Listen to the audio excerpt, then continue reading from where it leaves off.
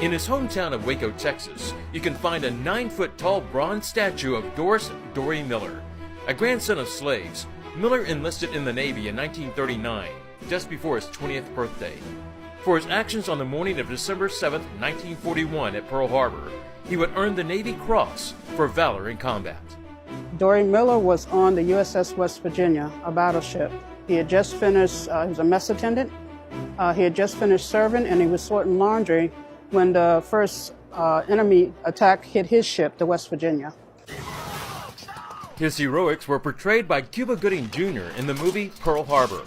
After attending to the ship's mortally wounded captain, Mervyn Binion, Doris manned a .50 caliber anti-aircraft machine gun, a weapon he was not trained to use because he was black. Now, what's extraordinary about that is, as a mess attendant, normally his battle station would have been to hand the ammunition up to the gunner because blacks weren't allowed to be gunners. But Doris literally took the gun and started shooting. And there's lots of stories. Did he shoot something down? Did he not? We really don't know. No one is credited with a shoot down at Pearl Harbor.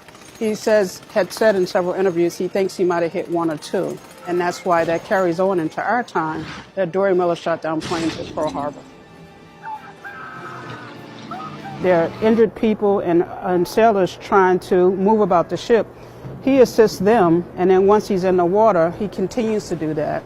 So his heroism didn't stop with firing the gun, is the point I want to make. It continued throughout the events of that morning, that fateful morning. When the Navy began to give out medals for bravery, Doris was first only referred to as an unnamed Negro, but after a newspaper found out his identity, he was thrust into the national spotlight. Doris Miller's actions, though he didn't wake up that morning and decide to be a hero, contradicted the popular belief that blacks and whites could not serve together effectively and efficiently, that blacks could not perform in combat, that blacks were, some of the stereotypes, that blacks were afraid of water. It contrasted that quite a bit. President Franklin Roosevelt would eventually recommend him for the Navy Cross, the Navy's third highest honor at the time. On May 27, 1942, aboard the USS Enterprise at Pearl Harbor, Admiral Chester Nimitz pinned the medal on Doris, making him the first African American to receive the Navy Cross. So he becomes a symbol of hope for the black race, and his images all over the place, in newspapers and magazines, and was using recruitment ads and posters even well after World War II. Although he was 6'3" and 220, Doris Miller was very soft-spoken, not boastful as you would think if you saw pictures of him.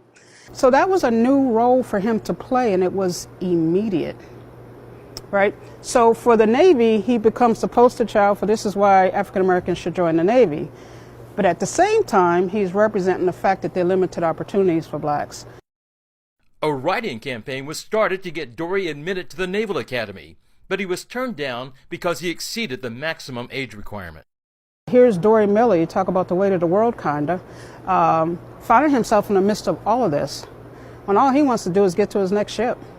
On November 24, 1943, he was serving on the escort carrier Lipscomb Bay when his ship was sunk by a Japanese submarine. 644 men died that day, including Doris Miller. He was just 23 years old. His body was never recovered.